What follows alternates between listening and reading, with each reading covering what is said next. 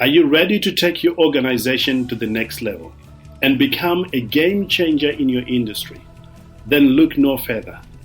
Welcome to Yokai Business Show, where we bring you the world's top business thought leaders to share their secrets to success, from leadership development to finance, marketing, self-development, human resource management, and much, much more. Our guests reveal the strategies, tactics, and mindsets that have made them so successful. So let's dive in and learn from the best in the business.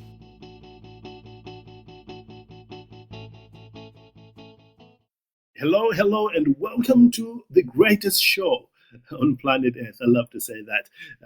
Thanks again for joining us here on the Business Show. We truly honor you and love having you here. And thank you. There's so much happening in the community, and you are part of that community, spreading the word out there. Truly appreciate you. And today, we have another special guest, and we're going to find out how our guests got started, some of the things that they did, and perhaps, in fact, I'll tell you the reason why we take time to talk about how others got started, what are their success, because we can learn from other people's failures, you know that, and we can also learn from other people's success. We can also learn about other people's stumbling blocks or those blockages along the way. So we are going to have a great time. Now, before I introduce our guest here today, I want to encourage you, if you're not yet already part of our community, you need to become part of the community. It's very easy. There is a link below this recording that you just click and you'll be taken straight to the community. And once you are in there, don't be an spectator. Be a participant. Ask questions. Talk about what's working for you. If you've got any questions that you need help with, ask. We are on the same ship. We want to do the same things. We all want to succeed. We all want to do very well. We all want to contribute. We all want to be loved. Let's go and make it happen in there. Well, enough of that.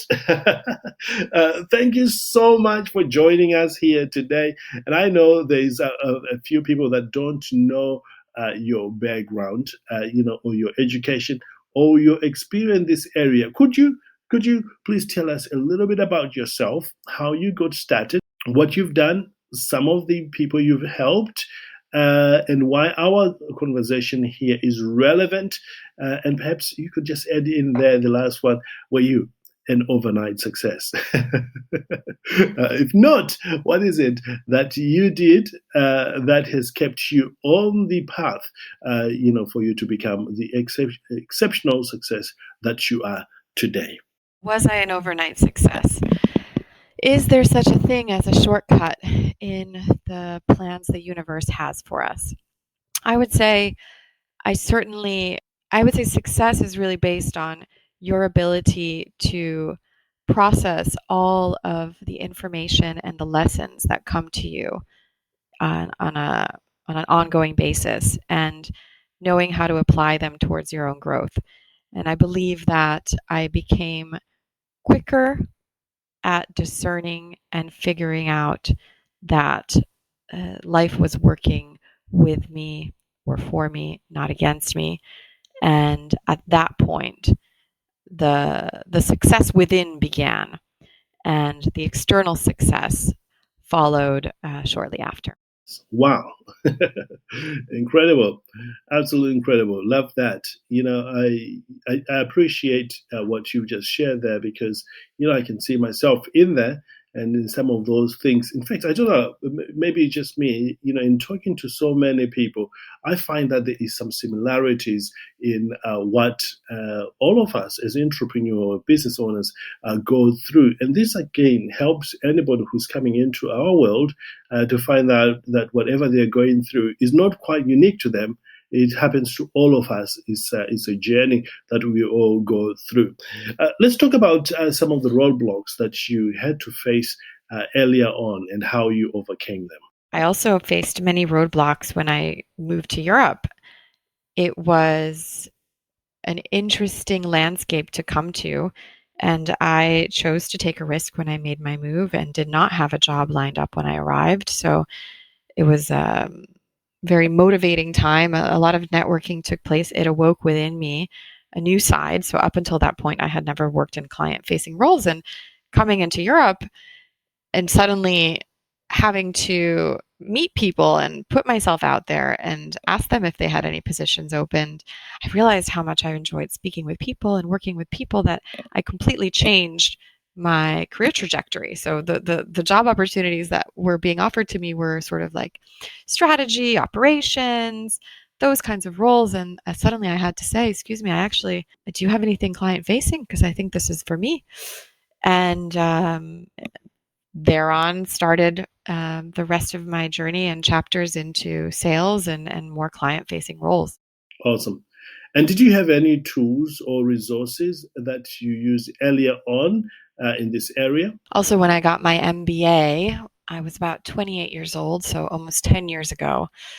And that was very eye opening because it was a program where some people, many of the students in the class with me were also working at the same time.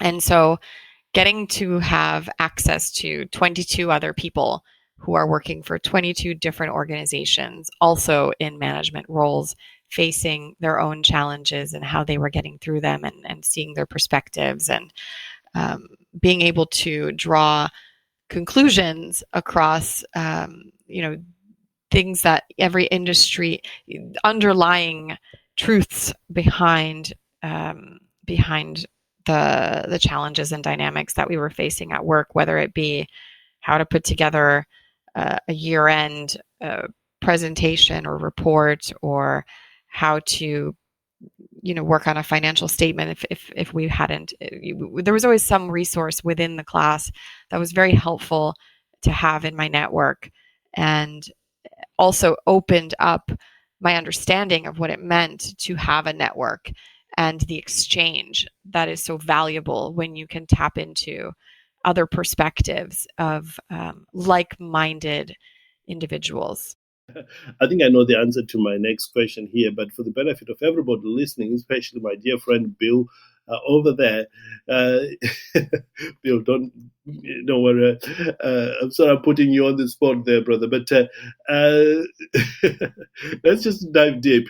Did you have any early mentors, or did you figure out all this by yourself? Absolutely. Mentors are so valuable, both formal and informal.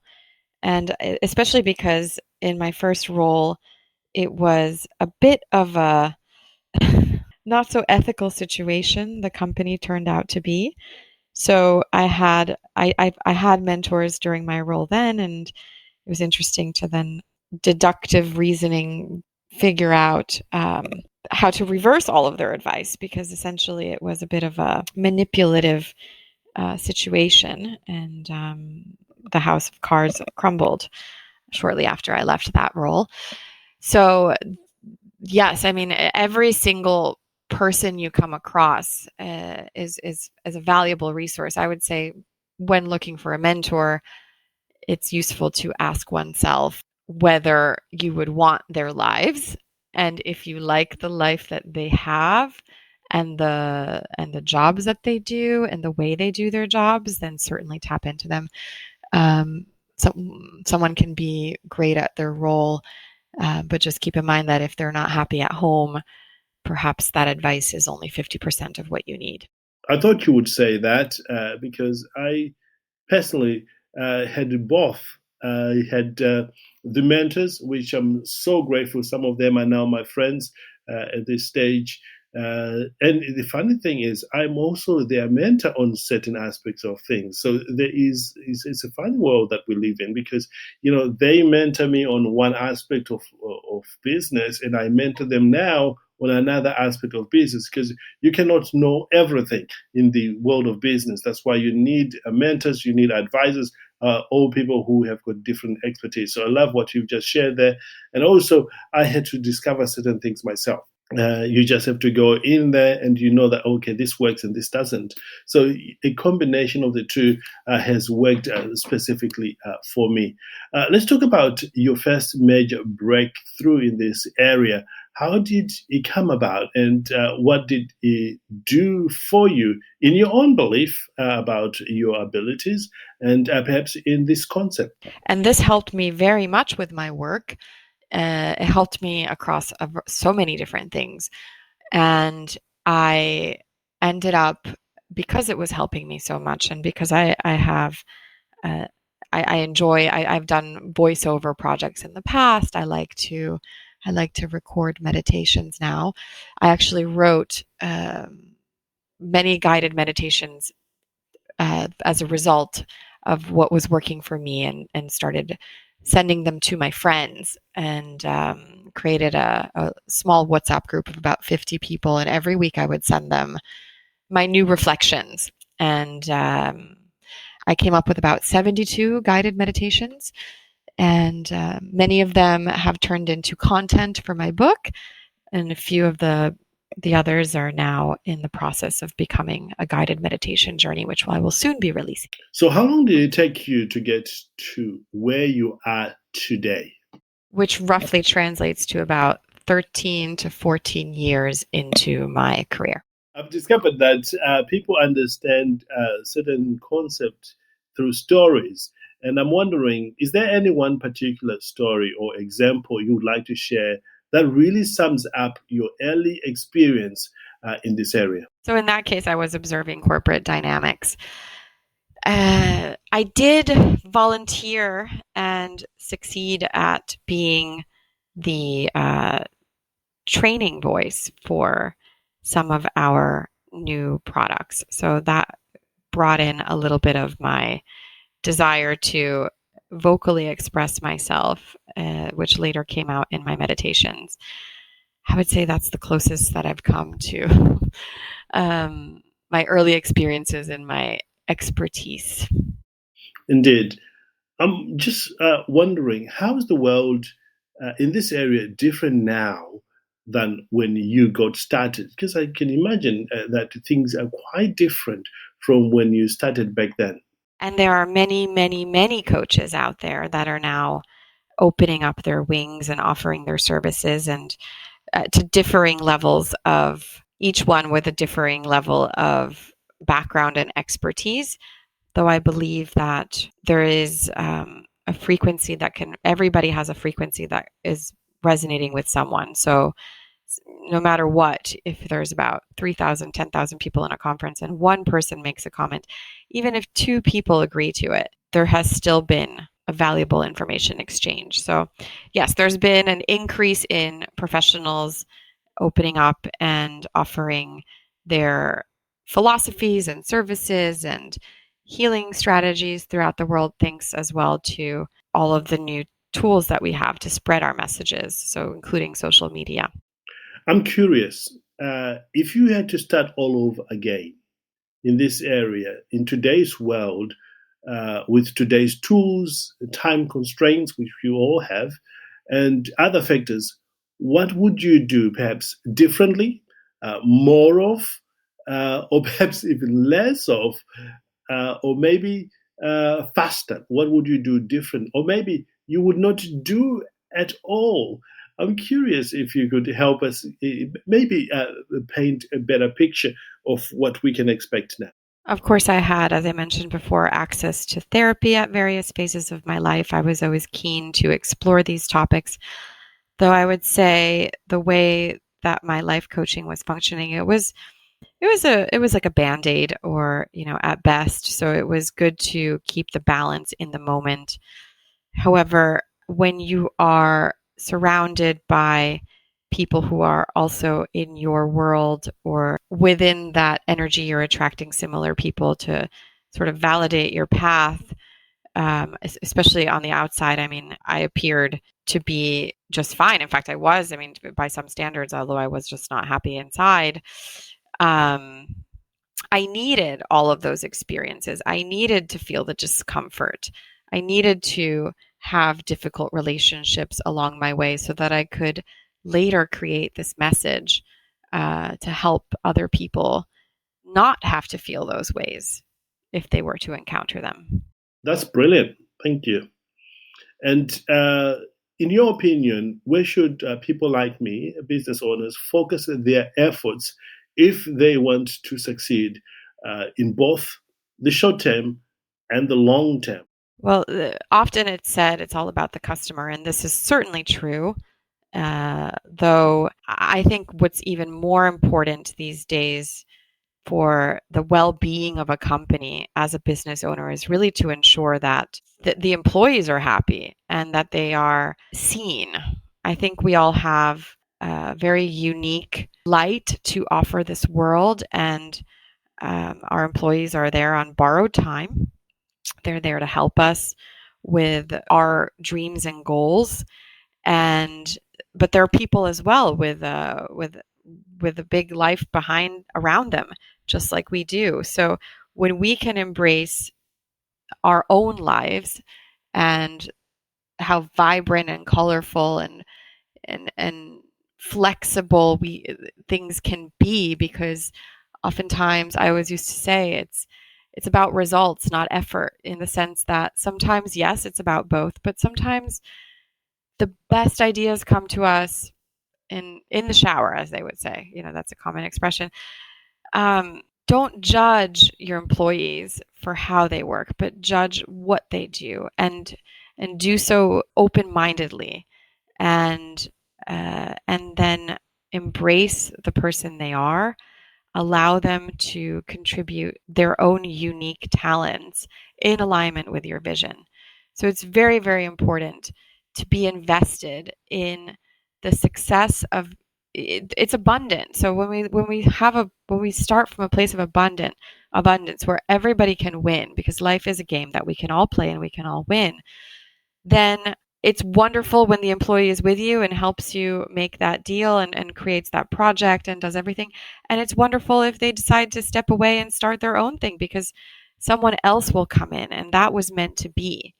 And so trying to control the environment, and making sure that everybody is there, because governing with fear is absolutely the incorrect way to go. And so it's really important to ensure that the employees are feeling good about their contributions, are feeling recognized, appreciated. And I don't just mean like, 1 time per month you have a lunch for, the top 10 employees who showed up on time and like, did something, but really on the day to day. And it's just, we're all human. So embracing our own humanity and embracing what each person is doing, and how they do it and how they think, and focusing on the positive. And of course, the negative has a place as well. It just needs to be reframed. With very good employees, I've found that you don't need to actually say much, because they're already suffering when they realize they've made a mistake. Awesome. I'm a great believer in tools, uh, be it online or offline, to help speed the whole thing. In your experience, or in your professional expertise, what sort of tools would you recommend that business owners like me needs to use, or perhaps just know about? Well, of course, it depends very much on the industry, the service, or the product, and the amount of employees and the number of customers, all things like this. And so, if we're talking about wealth management and the 1% of the 1%, you actually want to stray away from too many online tools, because it's not about spreading a message far and wide. It's about private assets, and, being actually very reserved in that space.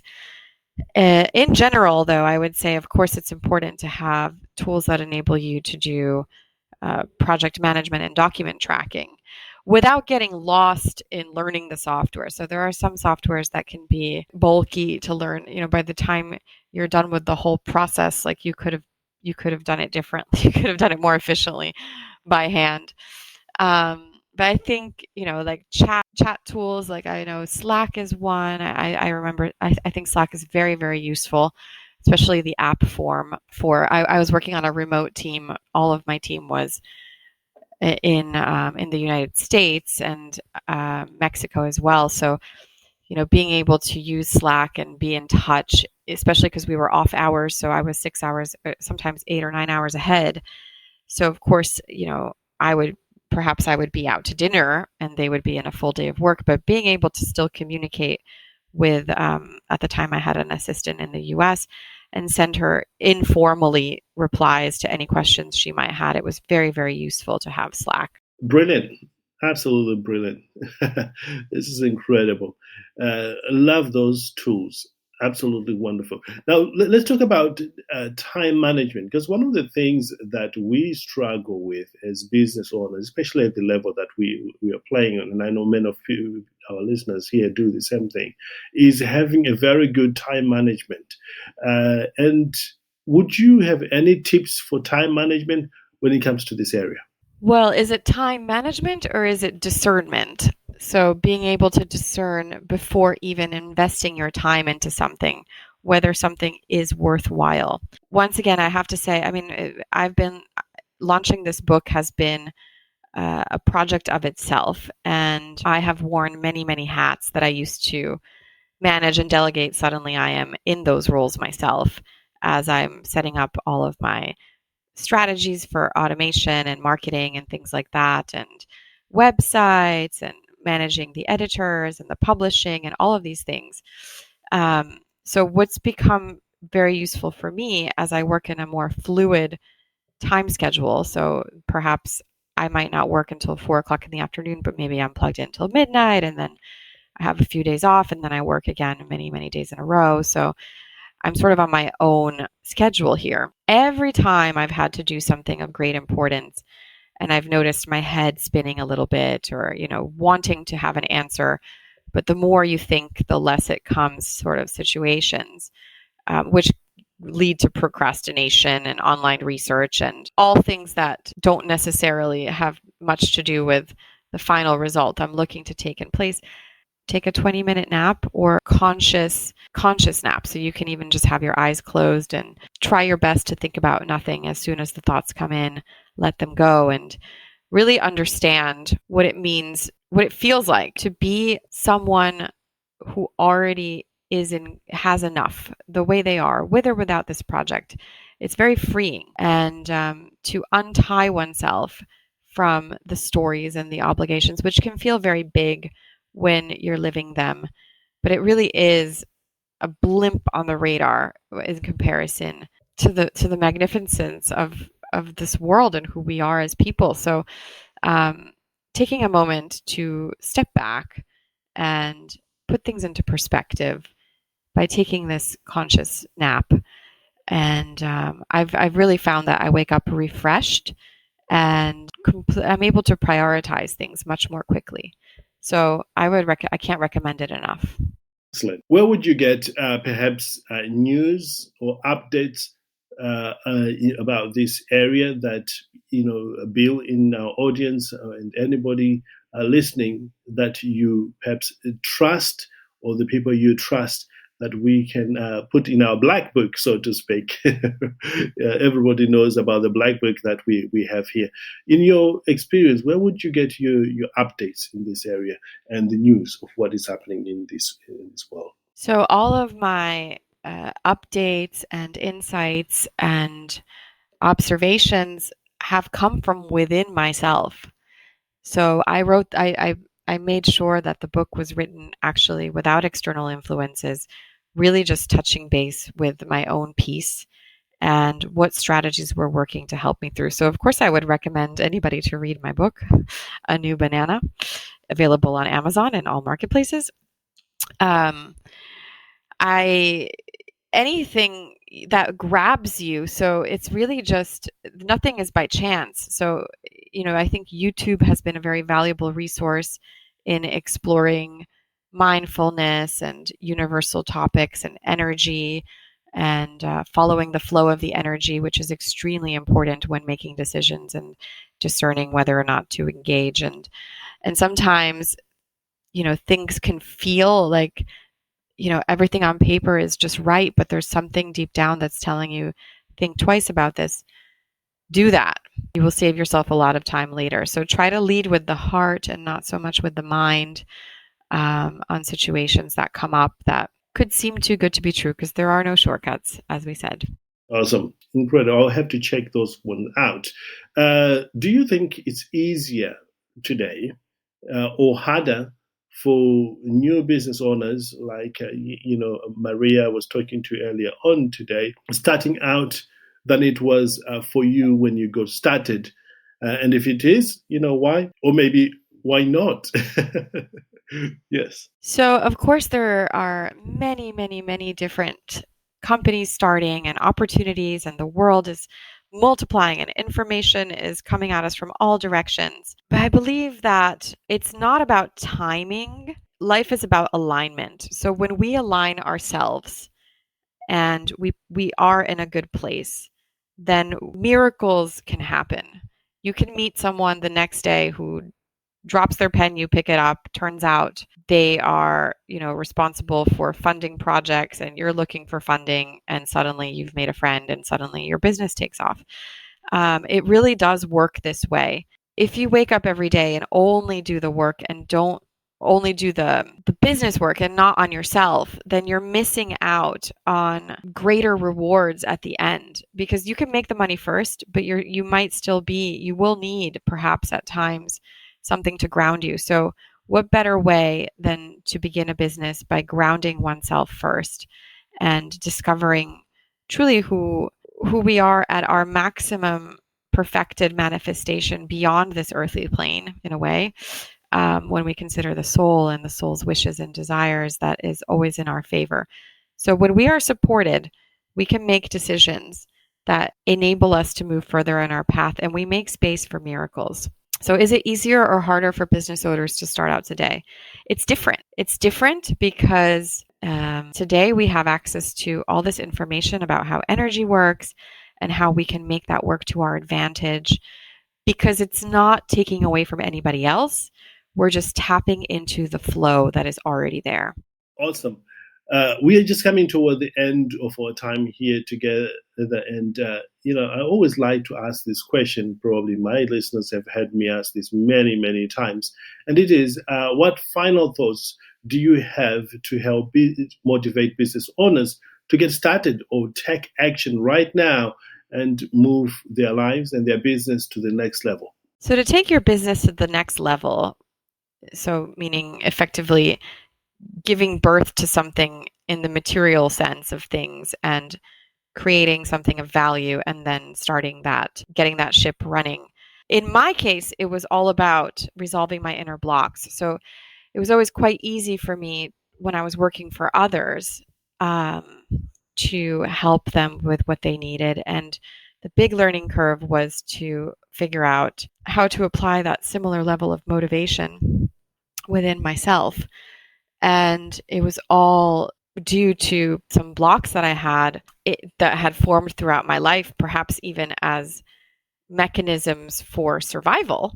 So, we experience things in life and we learn sometimes the wrong things to get us through. And then we tend to tap into those things over and over again later, only to realize that they don't work for us.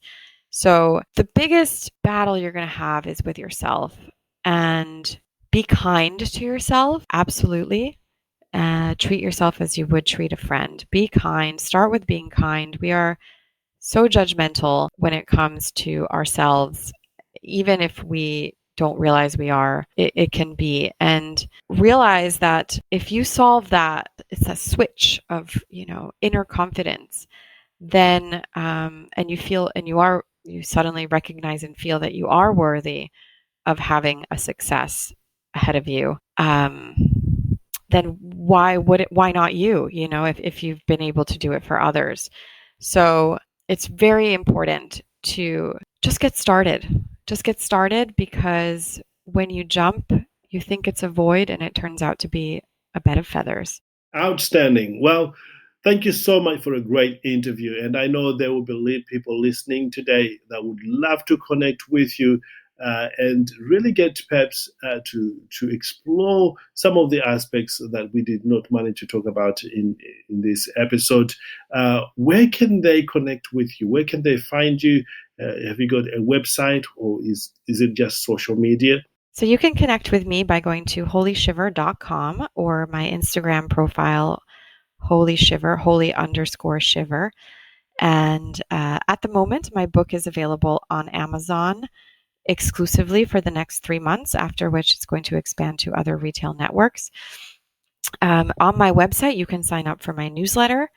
And I actually, at the moment, have about 65% open rate. So people are really loving the newsletter. If you're looking for uplifting messages and weekly, just about a 2-minute read to get you started on your day. This applies both to the workplace and personal life and everything that falls in between, including romantic relationships. So if you want a little bit of spice in your business morning emails, sign up for my newsletter. Well, there you have it, ladies and gentlemen.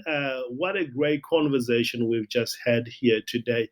And as we always say, never leave a place of discovering a new concept, idea, or a new way of doing things without scheduling a time when you're going to be implementing that. And the reason we do that is because when you schedule something, it is now known, proven that when it's scheduled, it is going to happen. And again, this is a coaching session. When you find yourself not doing what you had scheduled to do, you may want to find the reason behind not following through. Because not following through in that area, that thing that is stopping you from following through, could be stopping you from following through on other areas of your life that you need to deal with right now. And once you find that reason why, you'll be able to follow through on all areas of your life that you want to achieve. So again, make sure you circle that and do everything you can do. And one of the things that we've put in place to help you make sure you follow through is the community. And I know many of you are already part of the community right now. But if you're not yet a member of the community, can I ask you, just click the link below and you'll be taken to an account where you create your own account. Download the app onto your phone and just dive in and start talking to other people and ask your questions and begin to help other people as well. Until next time, live well, live with passion, know that the best is truly, I believe it is truly yet to come. Bye-bye.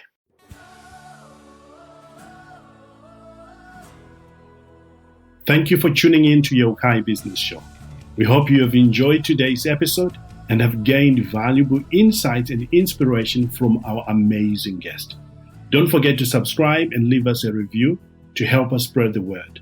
Also, be sure to check out our Leadership Ultimate Success Mastermind program, which is designed to help you and leaders in our community to do great things and support each other along their leadership journey. Until next time, live well, live with passion, know that the best is truly yet to come.